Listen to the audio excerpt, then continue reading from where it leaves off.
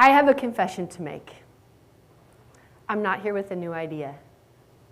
I'm here with a very old idea. A reminder, in fact, because it's one you already know. Not here, but here. Not only do you already know it, you're good at it. Like, really good. Well, you were. But then this alchemy of hormones and physical changes and big responsibilities, aka growing up, created so much fear in some of us that we forgot. We forgot about our innate ability and need to play. All the time. Like the freeze tag, Play-Doh, make up a silly song kind. The kind that led Mr. Rogers to say that play is the work of childhood. Well, I'm here today to convince you that it's also the work of adulthood. I am a champion for arts integration. Integrated where? Everywhere, particularly classroom spaces and workspaces. Performing arts integration builds courage and belonging that stick because it mixes knowledge, socialization, and play. Who knew that Playdough was teaching us to squish our hesitation and create, while Plato, the Greek philosopher, said you can learn more about a person in an hour of play than a year of conversation. As a kid, I used to sit way too close to the TV and was in my dolphin inner tube and watched tons of Schoolhouse Rock cartoons.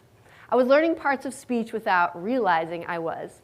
Well, one day I get to kindergarten and Mrs. Christon and Mrs. Christian, yes, strangely similar names, said, "Does anybody know what a noun is?"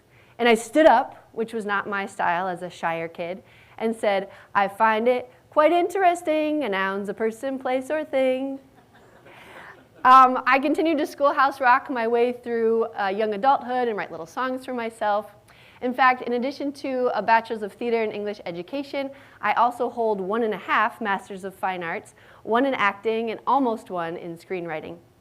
I am a theater person, a writer, a parent, a professor at Lewis, and have also taught in the Chicago and Los Angeles public school systems, arts integration specialist, writing, history, humanities, and drama. Okay, so discovery number 1. Over a decade ago, I was on the founding faculty of a public middle school in Los Angeles. And I was having trouble getting through to my 100 fifth graders, particularly Marco, who wanted nothing to do with school or humanities. And I reached last where I should have reached first, which was the arts. And I started to create this really elaborate chant/song to all the states and capitals, which was a standard at the time. And I started in California, and I worked my way clockwise, spiraling inwards so that if they were handed a blank map, they could fill in all the states and capitals. The chant went a little something like this. California has Sacramento, Oregon has Salem, up in Washington is Olympia, and so on. Here's a picture of some of the students doing that chant. So instead of trying to land paper wads on James' shoulder, Marco started to be engaged with the motions. And then as the class really picked up in energy and excitement, he started very quietly whispering the words in the back. Well, all of a sudden the day came for the solo presentations, and I had no idea what Marco was going to do. He was sitting in the back, not really doing anything like usual, and his name comes up in the running order of class presentations. And all of a sudden, he zooms to the front of the class, he starts taking over, chanting all of his facts that he'd memorized about California. And he couldn't speak them, but he could chant them. I have so many examples of students improving in grades and social emotional growth when arts is integrated into the learning. In fact, there's one student that's just off frame in that still image of the video there who's in her 3rd year at Harvard. So some people might say this is at the lowest level of the Bloom's taxonomy, which is remembering, which is good. That's a valuable skill for memorizing and taking tests. But there's a hidden benefit that's even better. When you integrate the arts into the learning and the lesson, you build foundational moments of courage, like Marco's.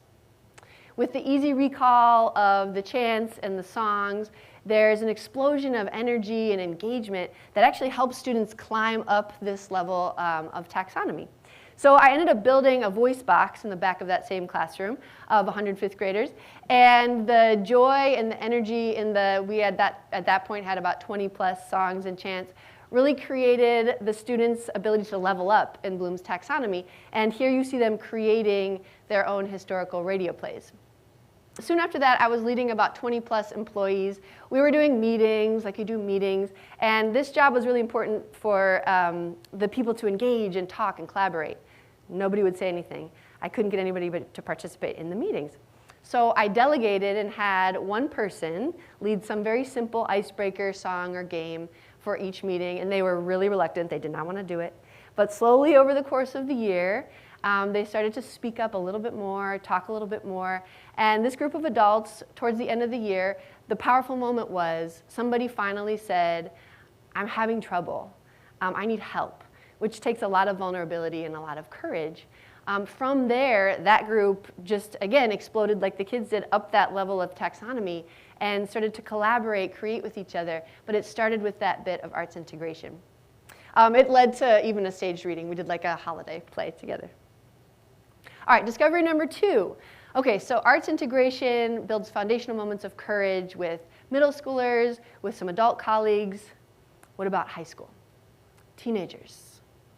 That's next level.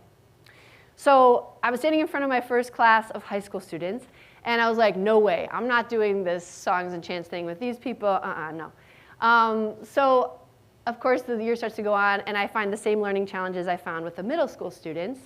And I'm like, okay, fine. I can't not at least try, to do my thing, this arts integration with the classroom. So I try a soft pitch first. I brought in a YouTube video that kind of had our class content. They didn't want anything to do with that, crickets. So I was in frustration one night, went home, I wrote a chant, come back the next morning, standing in front of this first class ever of high school students I've taught. It's 2009-ish. And I'm really nervous, I'm really hesitant. And my biggest fear was that the vulnerability to do this stuff in front of these high school students would then take away my power for classroom management. Well, the opposite happened.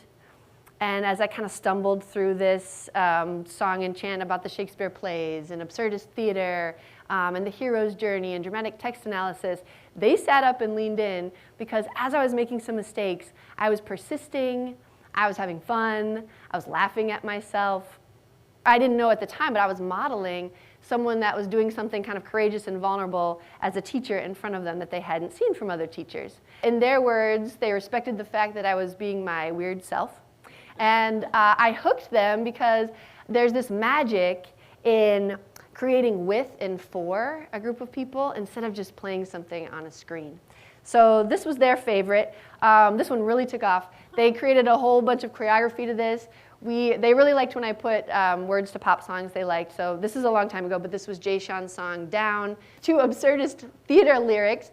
One line of it went, you ought to know, tonight you're gonna all wait for Godot. And then they kept going, put on a show. So what's really beautiful about this is in the singing and the chanting, there's something that's very emotionally sticky happening because there's an experience that's memorable with them. So a few years later, I started to get emails from some of these students who were in college. One student in particular stuck out to me, Kelly, who was a first-generation college student. He sent me this email about describing this time in his lit class where he was in the back. He was kind of nervous to start his first year in college. And the teacher mentioned Shakespeare, and he rattled off those 36 Shakespeare's plays because of the chant that we knew, much ado about nothing, comedy of errors, love's labor's lost and merry wives of Windsor, the Tempest, we get the idea. And so he wasn't just listing Shakespeare's plays, he was demonstrating this hidden lesson that he had internalized the courage and the confidence to speak up. And it's a well-known fact, that first-generation college students drop out at a higher rate, only simply because sometimes there's not the courage to seek support or find help when needed. So sometimes, this has been my experience in the K through 12 world, when there's a real big focus on college prep, there's a lot of energy put into test taking and academics, when really if we would just spend some time integrating the arts, you'd build those foundational moments of courage to persist, like this student, Kelly. And again, as you can see, the joy here and the emotional sticky experience, and also you see some transformation happening. And one example of that, another example is somebody from that first class ever that I taught at this high school is now teaching that class about 15 years later, the same class, using some of the same songs and chants and now including some of his own, which is super cool. I also just ran into another student in the Chicago Public Library a couple weeks ago who was like, "Aren't you that song lady?" And I was like, "Yeah, that's me." And then she proceeded to do this chant about atoms, because I went into the biology class once, and it had been 14 years. So discovery number 3, this works, art integration, building moments of foundational courage with middle school students, some colleagues of mine, high school students, but what about changing the culture of a whole program? So I was asked to lead a department at a school once that had a very suffering climate and culture. There was bullying between the students, one-upmanship, a sense of competition, and not a very conducive place to learning.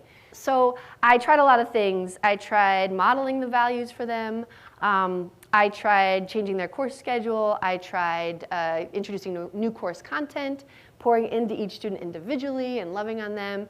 But the thing that really made the difference was when I was like, okay, maybe I'll put our cultural norms, not content really, but like social emotional stuff, into a chant. Well, this took a few years, but it slowly started to catch on. A little bit of unity formed, much like my dad's alma mater and his peers, much like in the profound way the songs and the chants of the civil rights movement, but this time with a high school that was hurting and fractured. Well, this thing snowballed. It got bigger and bigger, and the teachers bought in too. So as we were chanting the norms, we were also remembering to integrate them into our learning. And similar to the other students at the other school, the taxonomy levels grew, right? The remembering was where it started, but they went up in that Bloom's level pretty quickly. The words to this are gotta have your partner's back, yes and, dare to be uncool, fail lots, grow lots, and so on.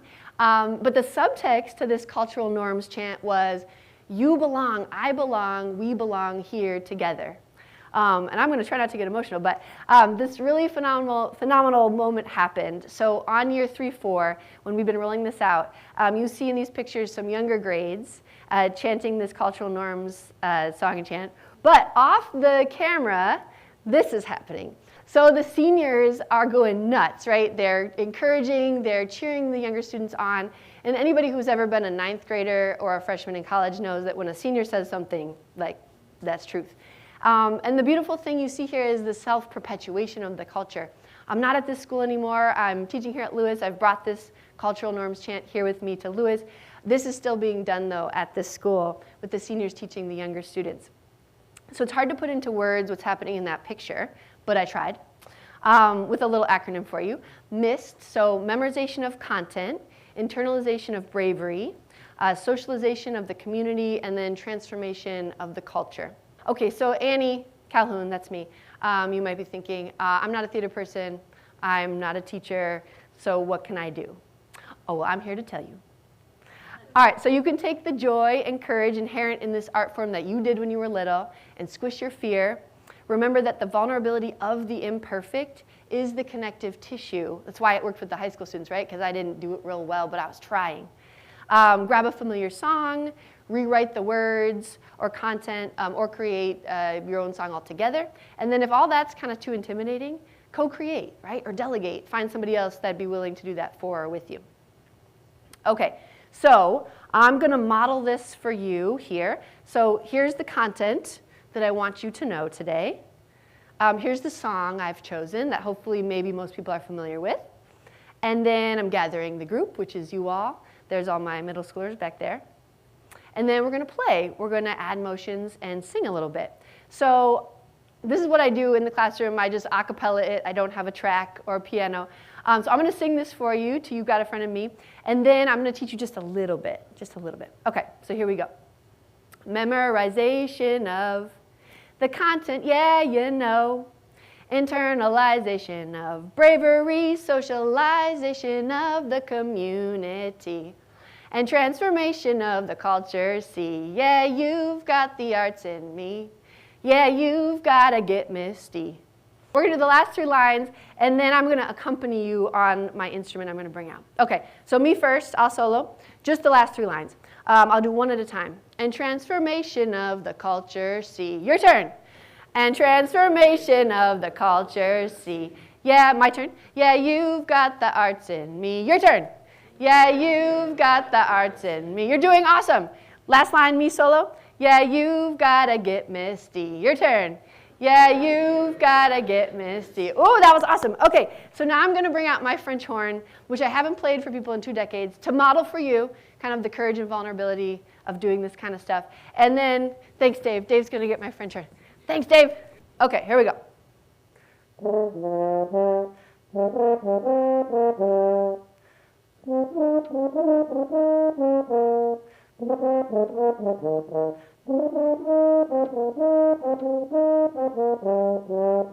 Okay, your turn.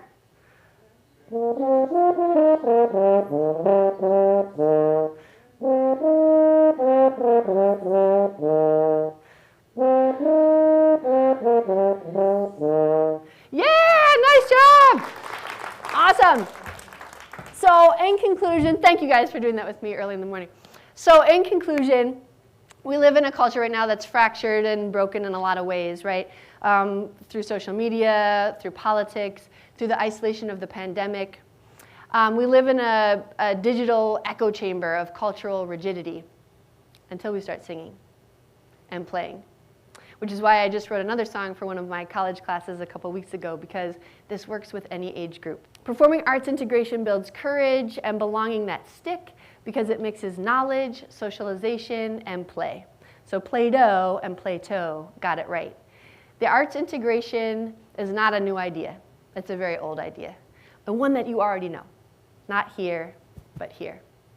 The integration of arts in our lives is needed now more than ever. Anybody can do it. Everybody needs it. Thank you.